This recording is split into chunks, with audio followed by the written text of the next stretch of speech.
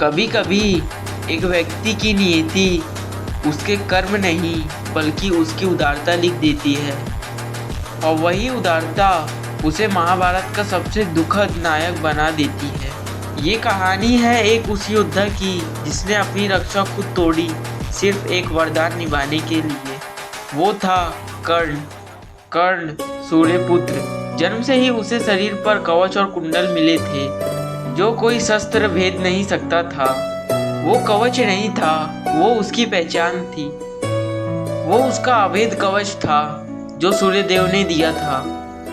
पर एक दिन स्वर्ग का राजा इंद्र मानव का रूप लेकर उसके पास आए। इंद्र जानते थे जब तक कर्ण के पास कवच कुंडल है उनका पुत्र अर्जुन कभी विजय नहीं हो सकता। इसीलिए वो आए एक भिक्षु बनकर और कहा, ए दानवीर, मुझे अपना कवच और कुंडल दान कर दो। क्षण भर के लिए कर्ण ठहर गया। जानता था अगर ये दे दिया तो उसकी मृत्यु निश्चित है, पर फिर भी मुस्कुराया और बोला, जो भी मुझसे कुछ मांगे उसे निराश कैसे कर दूं।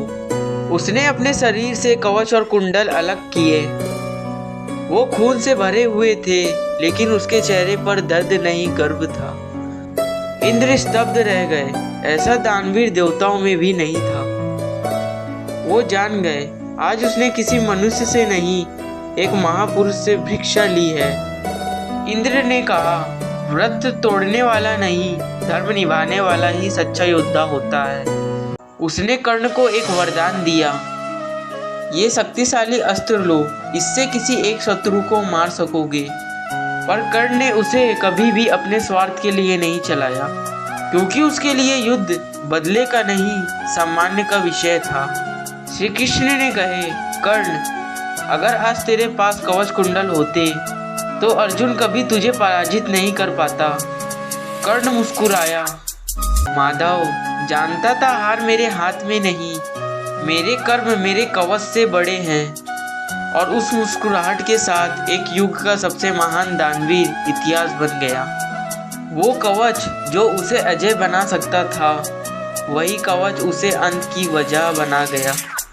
पर याद रखना, कवच देने वाला हारा नहीं, वो तो अमर हो गया। सूर्यपुत्र कर्ण।